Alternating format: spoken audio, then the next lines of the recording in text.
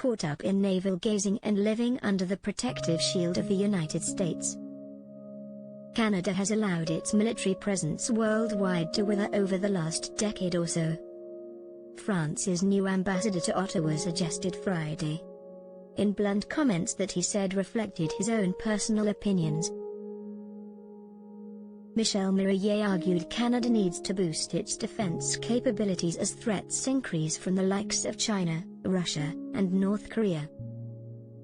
The problem, in part, is that Canada has grown too reliant on the US and its massive defense machine.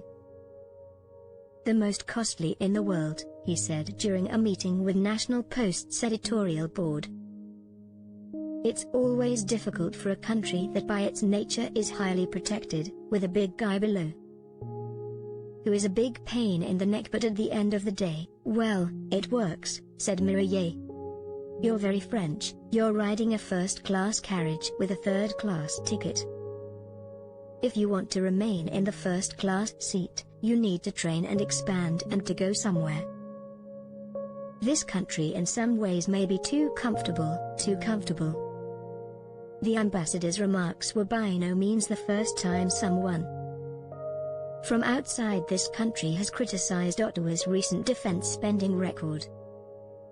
US presidents have long urged Canada and other lagging members of NATO to meet the alliance's recommended goal of allocating 2% of GDP to the military. But it's unusual to hear a similar complaint from another of Canada's allies, albeit one whose arms industry might profit from increased equipment buying from Ottawa. According to NATO figures, France is 11th among the group's 29 nations, spending just under the 2% target, 1.90% of GDP. Canada is 24th, budgeting just 1.27% of gross domestic product for defense. Mireille, a former Director General for Global Affairs, acknowledged Canada's recent contributions to international defense, including its involvement in Afghanistan, soldiers sent to Baltic countries and training of Ukrainian troops. He also said that this country has a fantastic reputation in France as a sympathetic nation with similar values.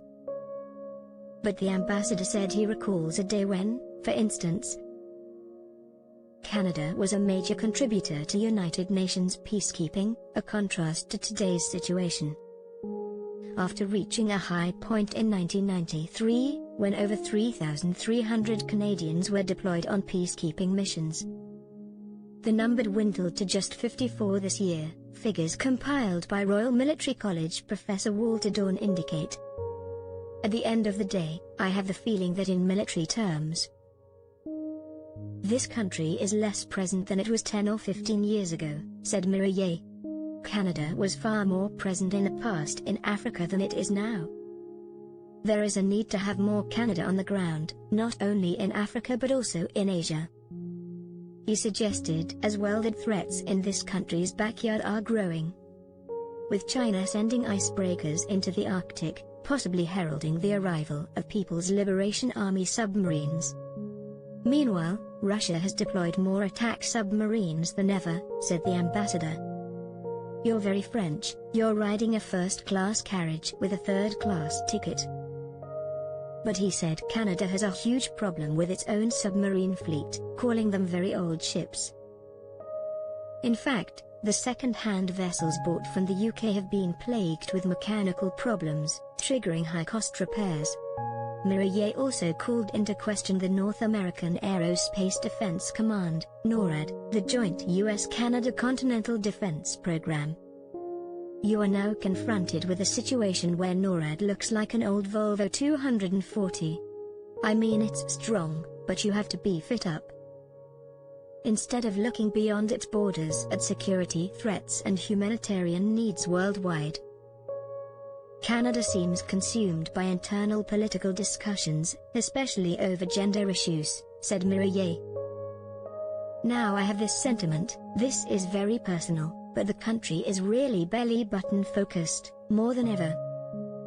His remarks, delivered with self-deprecating humor, may not have been completely altruistic. France has a major arms industry and recently was stung by Australia's decision to scrap a deal to buy 12 French-made diesel-electric submarines. They are to be replaced by 8 nuclear subs it will buy from the US instead. The Royal Canadian Navy has said it is looking at purchasing a new submarine fleet. The ambassador cited an incident in the early 90s, when the Canadian Navy approached France about buying attack submarines from it, only for the US to scuttle the discussions. But he suggested Canada needs a bigger military to respond to international security risks, regardless of where it buys its equipment. "I'm not telling you that you need to buy French frigates, though that would be a sign of good taste," he said with a smile. "But on the other hand, what I want to see is just to have enough capacities to be ready, just for deterrence."